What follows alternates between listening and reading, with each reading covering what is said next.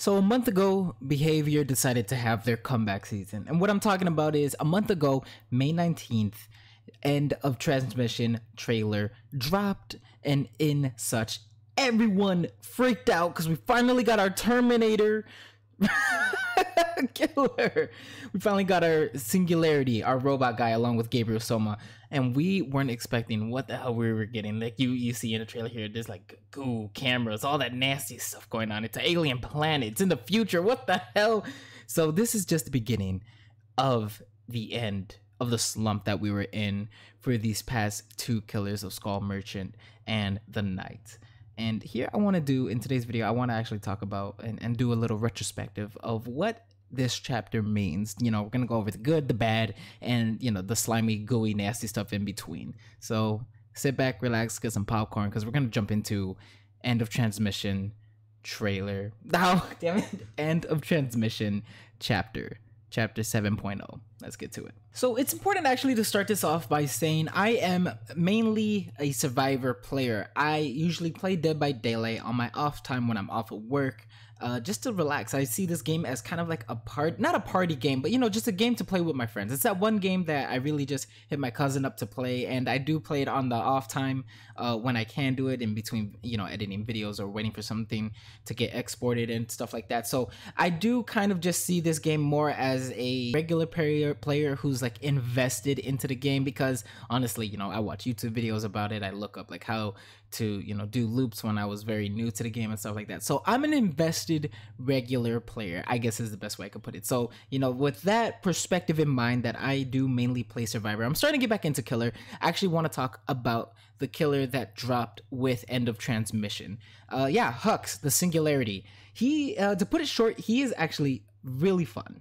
The gameplay that you're seeing right now is literally the first 3 games I've had with him. I didn't play a lot of him, to be honest. Like when I first saw him, I wasn't really impressed. I really wasn't like too like into him, or like the concept of this blobby robot anti-cyborg thing, because he's like a cyborg, but he's like a weird cyborg, you know, like he's not really, he's made out of flesh. He looks like the bubblegum guy from Sausage Party. And yeah, like again, he's cool, he's fun, he's really chill. I like that he's not similar to, you know, Skull Merchant and Knight again, which, you know, the opinions on them, if you like them or not, it was kind of like agreed upon in the community that the everyone collectively just sighs whenever we get a Skull Merchant or a Knight. And yeah, Hux and the Singularity, again, you know, that's the actual royal robot's name. If you don't know the lore like that, I don't really know the lore like that. I just picked that up from reading his little bio thing. But yeah, he's really fun. He's a really fun and big step up killer from the past 2 chapters that we had, because the camera system, again, even though I wasn't really on board with his like whole power, I grew to like it, because I feel like the playstyle I have of him is very different from how he is used traditionally with other people. You could probably see and tell with the gameplay right now. I use him the same way I would play Hag, and I think that's why I'm really attracted to this killer. Not in that way, but but in the sense of like, I kind of use his cameras as a setup. I'll use the majority of the cameras. I think you get 6 or 7, like probably like 6 or 7 between those 2, and then I'll keep 1 or 2 in my back pocket to spring up and when I'm chasing. Whereas the ideal, and again, I'm not saying this is the, like, you know, a most efficient way to play this killer. I think from judging by other people's gameplays, probably one of the most efficient ways to play him is using his cameras during chase. And yeah, during chase, I keep 1 or 2 in my back pocket, and then I'll place it, like, say, you know, survivors running me to shack, I'll place one in the shack, switch over to the camera, goop him real quick, and then switch back. And that does take some adjustment, I'm not gonna lie. Like, his difficulty is officially hard. Pause. Oh shit. Major pause. But his difficulty is labeled hard again, and I could see why, because if you're just brand new to the game, or you don't really have a lot of killer experience, This killer, the Singularity, can come off rather challenging because you have all these cameras and you're shooting them in angles where hopefully the survivors don't see them, or if they do see them, they don't have an EMP, which I'll get to in a second. And then you have to lock on them for hopefully, and luckily the lock on isn't that long, to be honest. It's like a couple of seconds and it automatically shoots it for you. You don't really have to press anything. It just shoots the little slip stream on the survivor for you. So that's really nice. You just have to physically place the cameras down. And yeah, finding good spots where to place the cameras down might be kind of difficult. If you're gonna indoor map, as most killers, Singularity kind of struggles in because the EMP, first of all, its radius is really big. So if you have like a group of cameras around like a same room or similar room, then all those cameras will most likely be destroyed by the EMP just because of how big the radius is. And speaking of the EMPs, I actually want to talk about those now in the sense where they have gone through multiple changes compared to the PTB. I think it was 7 cases that spawned, and then they dropped it down to 5 with the official release of this chapter. So they did receive a nerf, and I don't know if that's enough. A part of me kind of feels that way. I feel like 4 is the magic number with these kind of things. You know, for Nemesis and Wesker, there's 4 cases, but with Wesker, you know, there's 2 bottles per case. I just feel like 4 is kind of like a magic number with these type of powers that deal with like the survivors trying to like needing to do another outside activity. It might be 5. 5 might be okay just because, you know, some of these newer maps are just really big, and I'll talk about the map later after when I'm talking about Gabriel. But yeah, Hux, again, he's a really fun killer. I think I really am gravitated towards him just because of his the playstyle that I choose to use with him. He's very similar to Hag in that sense, where I just use him as a setup killer for the most part, because it feels really rewarding when you set up a camera in a spot that the survivors don't see it, and then boom, they're working on Jen, and then boom, all of a sudden they are tagged with the slipstream. But the EMPs, again, this killer suffers mainly from the coordination of a team. And in these couple of games that you're seeing, I don't think I was going against Swifts, and if I was, I definitely don't believe it was a 4-man at any point. At most, maybe there was like 2 on comms, maybe 3, but you just really need a good coordinated team, and then you feel honestly shut down as this killer. Because honestly, the ideal strat, when we'll talk about it a little bit more when I go to the survivor side of things, is that like half of the team should ideally have EMPs, half or 3/4 of the team. So at least, yeah, so like 2 or 3 people should always have EMPs on them at all times, because it's not like you're swapping out a med kit for an EMP. You know, I think for the Wesker bottle and the Nemesis vaccine, you have to swap out the item. You have to drop your item if you're carrying an item to get the vaccines, right? For Sadako, I think you can keep the tapes, but they take priority in terms of using your item. I believe so. So this is the same case where you can carry a EMP while also carrying an item, just the EMP takes priority with the item instead of the item, I mean. So again, with the coordination, what I mean by that is that if you're doing the ideal thing, and survivors pick up on this really quickly, like maybe not my first game, but definitely my second and third game. Again, I'm assuming these were all solo queue players, if not 2-man Swift at most, they were still really coordinated in the sense that like they will group up together when in chase, when they were already infected. One of them will use their EMP, make sure the entire group is now safe from me doing my teleport, and then I'm effectively just an M1 killer. And now I have to set up my new camera, get the lock on again, and then repeat the process. But oh wait, now his partner has an EMP, and that shuts me down even more. So luckily the cameras this isn't a limit thing. Like if you use more than 7 cameras, if you use like an 8th one, the newest one will be, the oldest one will be destroyed from the map, so you can place that 8th one. Same with EMPs. It's not like I don't believe it's like a thing where it runs out like the vaccines for the Resident Evil chapters. They kind of, I think it's an infinite type of thing. They just take a while to start up in the beginning of the match, and that's where this killer kind of shines in the beginning. A good perk to put on him will probably be like Corrupt Intervention, to see Corrupt Intervention or Lethal Pursuer, just to get that game sense of like where the survivors are, to just really try to get that snowball going.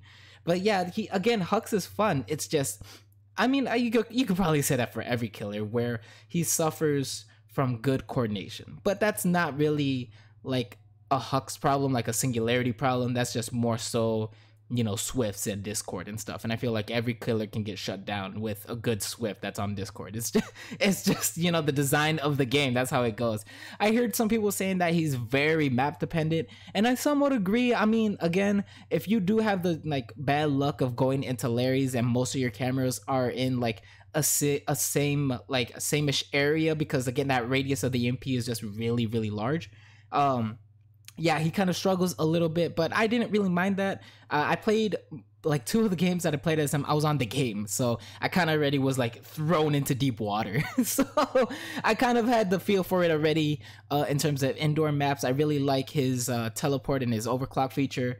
I really enjoy the fact that you get rewards out of getting people infected, aside from like effects that like are passively gained over time, where like, compared to like Wesker or Nemesis, like this guy really feels like, okay, I can now teleport to someone and do even more damage to this team now, or to the person that I'm chasing. And I feel like the teleport action is really cool. The overclock is really cool, vaulting faster, breaking pallets faster. It's like a built-in brutal strength, I feel like, or at least similar speed.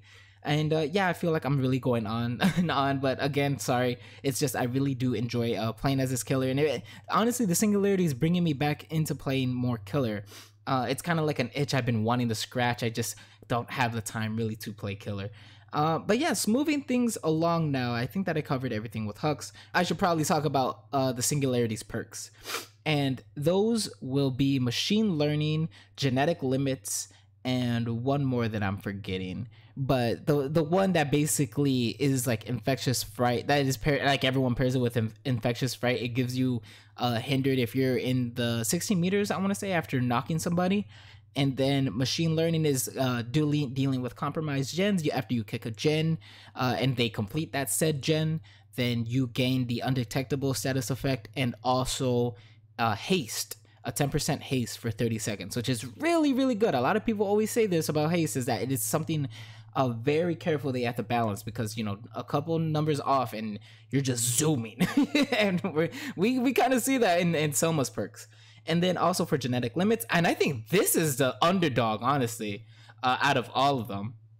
And I feel like a lot of people are not like talking about it, but you could really do some mean stuff with genetic limits. I feel like if you're doing like an anti-heal kind of build, you slap that on with calorophobia and distressing, and some other ones like Thana and stuff like that. And then genetic limits could be really scary. Basically, after you heal somebody, you gain the exhausted status effect for 32 seconds. I want to say 32 or 30 when it's all the way up, like all the way tiered up.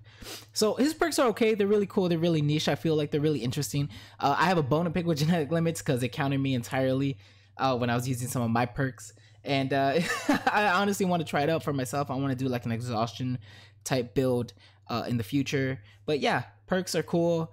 The concept of the killer I didn't like at first, but now I'm growing to really enjoy it. He's really cool. Gameplay wise, really dope. And yeah, now we're going to be moving on to Soma, the survivor that came with the singularity.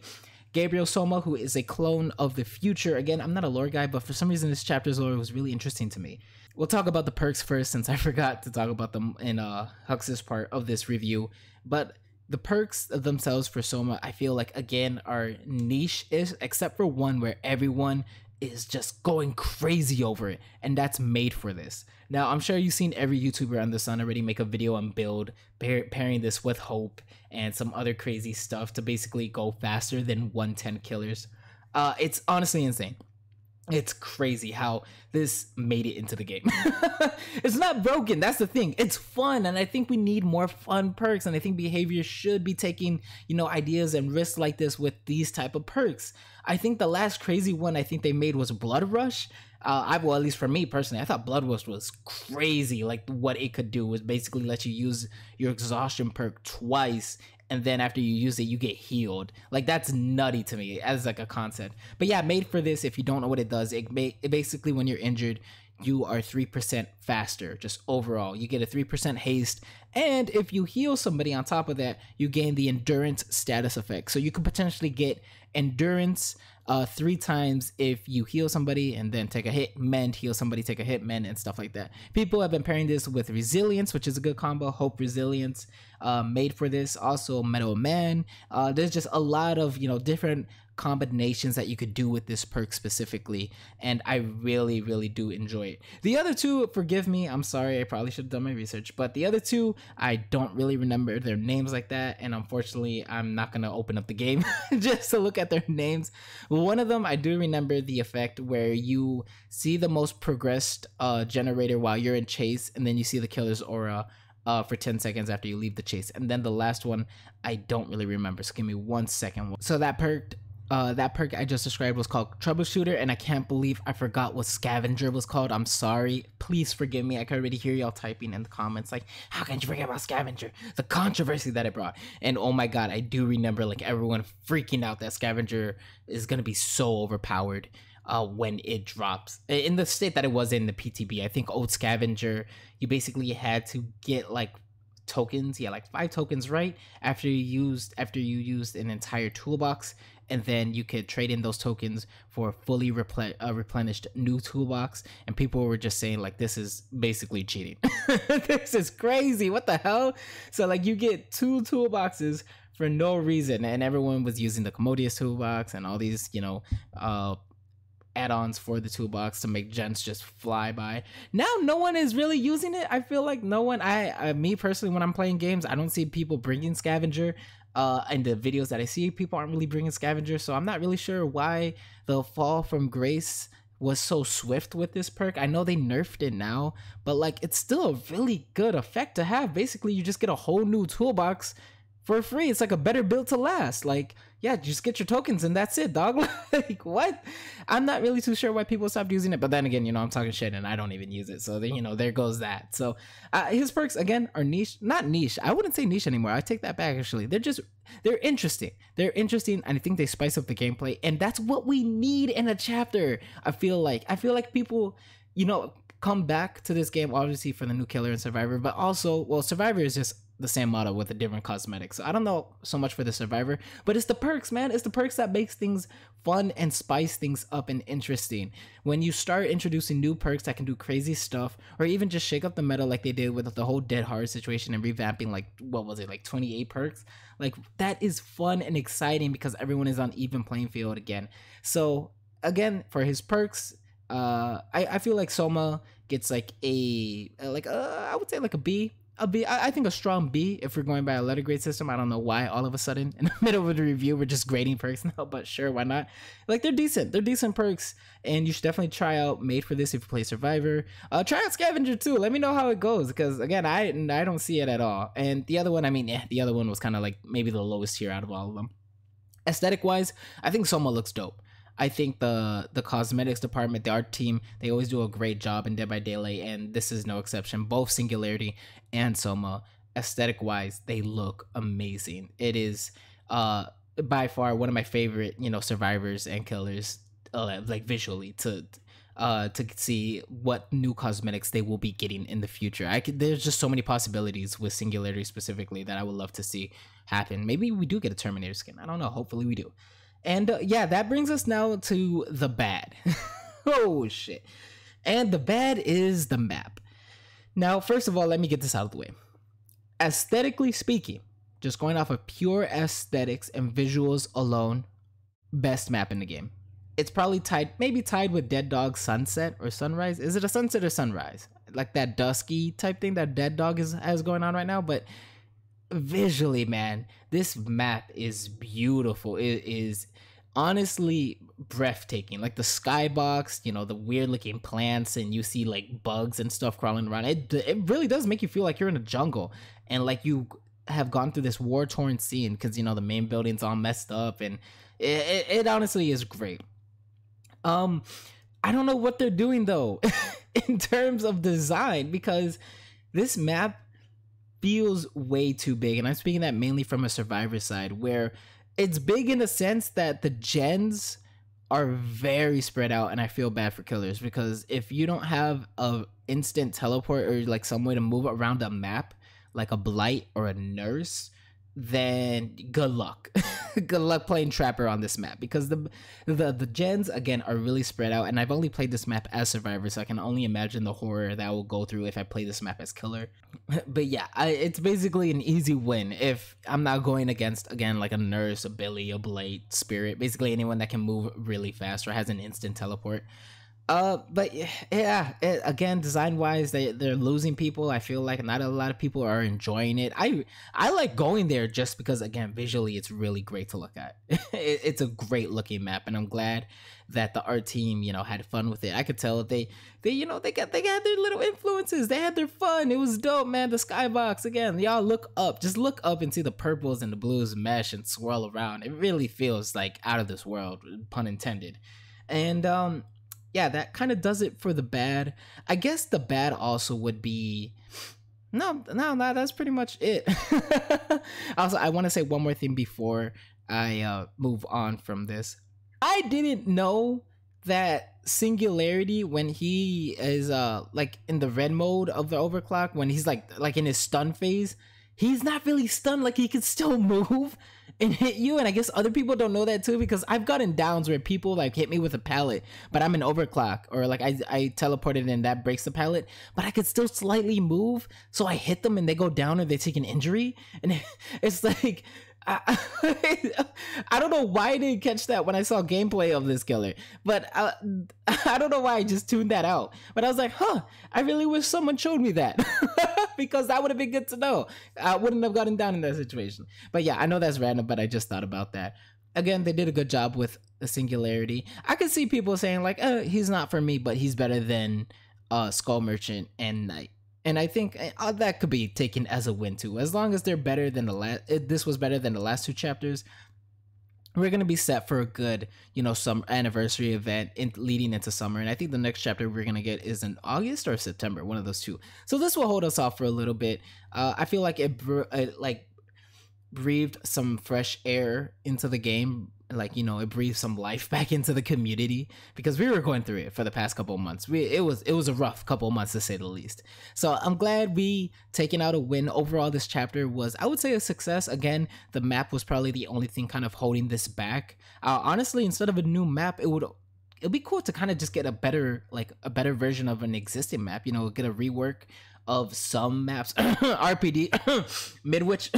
But yeah, so that's gonna be it for me, ladies and gentlemen. I enjoy doing these discussion type videos, so let me know if you enjoyed it by leaving a comment down below. Keep the discussion going. What do you guys think about this chapter? Do you like it? Do you hate it? Or do you think as long as it was better than the last two, then we're okay? So let me know in the comments down below. If you enjoyed this video, go ahead and give me a like. It would mean a lot to me. And yeah, I'll see you in the next one. Take care now.